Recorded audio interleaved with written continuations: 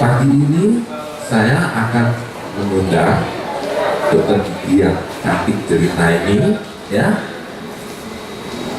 Ada fotonya di situ, tapi bisa lihat orangnya langsung, ya. Lebih indah dari fotonya. Nah, dokter Sarah akan menyampaikan tentang pentingnya gigi anak. Perawatannya gimana? Kalau ada masalah, diapain? Nah, nanti silakan Bapak dan Ibu dengarkan dan simak baik-baik karena saya akan memberikan pertanyaan.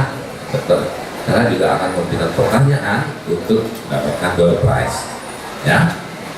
Jadi 15 menit atau 20 menit silakan dokter Sarah akan menyampaikan tentang pentingnya perawatan gigi anak untuk investasi masa depan dia, si anak itu, ya. Silakan dokter. Selamat pagi kepada Bapak Ibu yang sudah hadir pada kesempatan kali ini. Saya Dr. Gisela, SPKDA. Pada kesempatan kali ini saya akan membahas mengenai merawat gigi sejak ini merupakan investasi masa depan anak. Seringkali gigi susu ini dianggap sepele karena akan digantikan dengan gigi tetap. Kita seringkali mendengar buat apa dirawat gigi susunya, padahal nanti akan ganti sendiri kok. Seringkali kita mendengar seperti itu ya Bapak Ibu ya. Tetapi gigi susu ini memiliki peranan yang penting dalam tumbuh kembang anak. Apa sih peranan penting dalam tumbuh kembang anak itu? Kita masuk dulu ke kapan gigi itu tumbuh. Gigi tumbuh pertama kali yaitu pada gigi seri daerah sini itu usia 6 sampai 10 bulan. Kemudian dilanjutkan dengan gigi atas, seri atas itu sekitar 8 sampai 12 bulan dan seterusnya. Gigi ini lengkap, gigi susu lengkap pada usia kurang lebih 3 tahun. Kapan tanggal gigi susu pertama kali? Gigi susu tanggal pertama kali itu ketika usia 6 sampai 7 tahun. Jadi jarak antara tumbuh sampai tanggalnya cukup lama ya ibu-ibu ya, bapak-bapak. Nah, biasanya kalau gigi tumbuh itu akan disertai demam. Tapi tidak perlu khawatir karena demamnya biasanya tidak lebih dari 37,5 derajat Celcius. Seringkali gigi tumbuh itu disertai dengan demam, gusi kemerahan, dan biasanya seringkali anak-anak tuh drooling. Jadi air liurnya berlebihan, seperti itu. Nah, tadi masuk ke peranan penting gigi terhadap pertumbuhan anak. Nah, yang pertama yaitu gigi mempengaruhi perkembangan fisik anak. Bila gigi geraham berlubang, jadi gigi berlubang berlubang seperti ini. Apabila kerusakannya lebih parah, maka gigi itu penampakannya seperti ini. Apa sih efek gigi berlubang ini?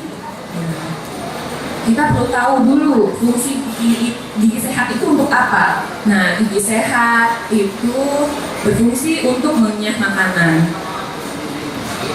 Apabila gigi anak berlubang, maka tentu saja anak menjadi malas makan dan sehingga asupan nutrisinya berkurang. Hal ini akan mempengaruhi perkembangan fisik dari si anak. Yang kedua yaitu gigi dapat mempengaruhi perkembangan mental. Kalau misalkan gigi anak sehat, maka dia akan tersenyum bahagia seperti ini. Kalau giginya jelek, tentu saja dia malu ya. Apakah gigi kecil seperti ini? Nah, ini banyak lubangnya nih. Apabila gigi susu depan rusak atau hitam, yang sering kali terjadi itu pada anak usia sekolah adalah seringkali anak diejek oleh teman. Ih, kok giginya hitam-hitam atau lubang. Dan bila lebih parah maka akan timbul bau mulut. Hal ini pun akan membuat si anak malu. Yang lebih parah, anak-anak akan sulit untuk melafalkan huruf T, F, dan V. Sehingga timbul rasa minder pada anak sehingga percaya diri anak menurun. Ketiga yaitu peranan gigi terhadap tumbuh kembang gigi tetap dan rahang. Apabila gigi susu tidak dirawat, maka dapat mempengaruhi pertumbuhan gigi tetapnya. Kenapa sih bisa mempengaruhi pertumbuhan gigi tetap ini? Gigi susu itu merupakan penuntun sebagai guidance Bapak Ibu. Kalau misalkan gigi susunya rusak atau tanggal sebelum waktunya, maka akan mempengaruhi atau menghambat pertumbuhan gigi tetapnya. Jadi kita bisa lihat ya di sini ini gigi susu yang tanggal dini. Nah, gigi di sebelahnya akan mengisi ruangan yang kosong, jadi dia akan bergeser sehingga nanti giginya bisa berantakan. Apabila gigi susu yang berlubang dibiarkan saja, maka akan timbul infeksi.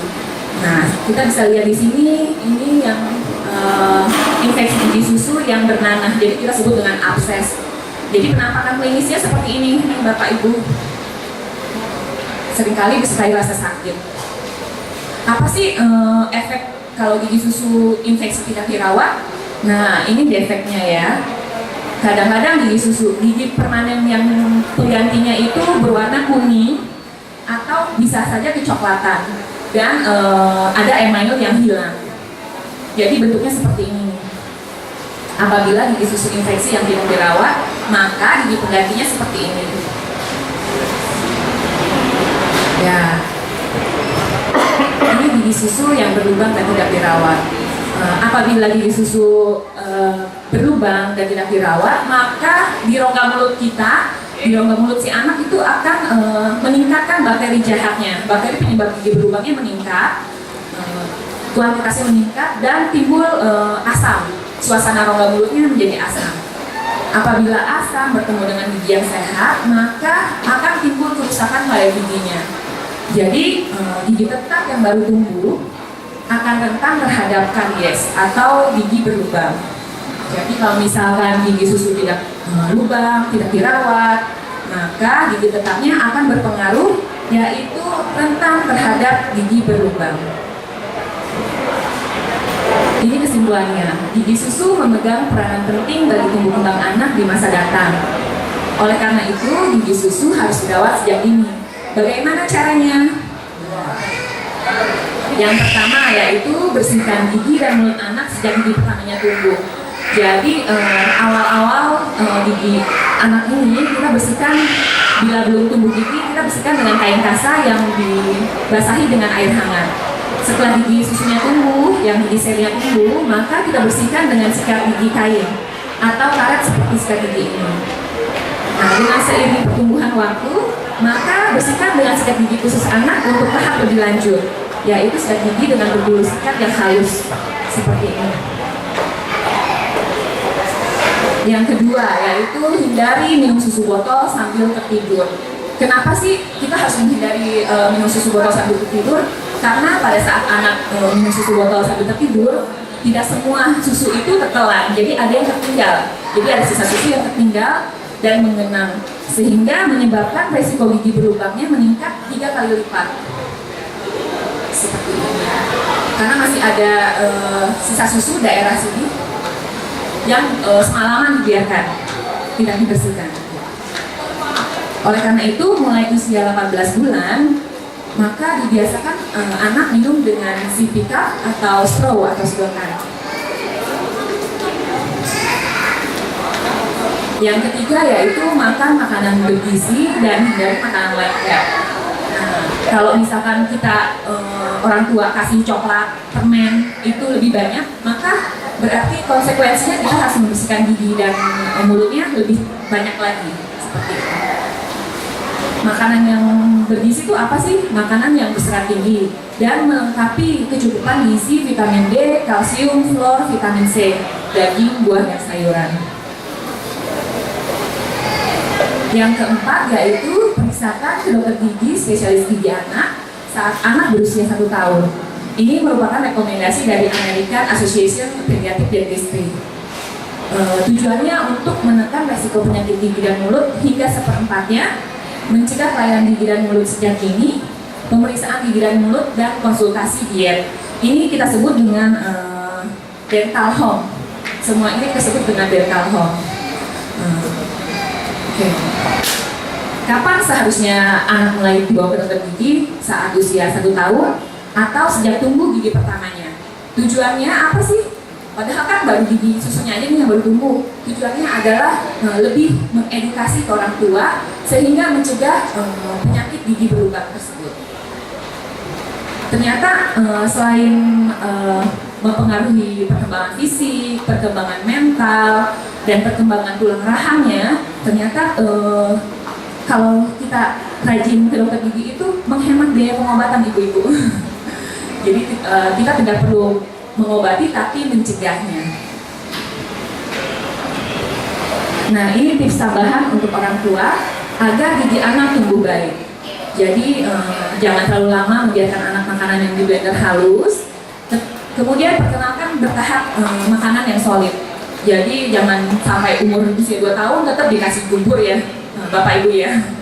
Karena nanti pertumbuhan rahangnya akan kurang berkembang optimal. Kemudian mulai usia 3 tahun hentikan kebiasaan buruk. Apa sih kebiasaan buruk itu? Contohnya menghisap bibir, dot sambil tertidur, terus menghisap jempol, bernafas melalui mulut. Nah, hal-hal tersebut dapat mempengaruhi rahang anak kurang berkembang optimal, sehingga susunan gigi dapat berjejal. Nah, di Kids Dental di Siloam Hospital Kebonjeruk, anak akan diajarkan selain diperiksa giginya, kita juga akan mengajarkan anak, mengedukasi anak dan memotivasi anak untuk menyikat giginya secara baik dan benar. Ya, terima kasih.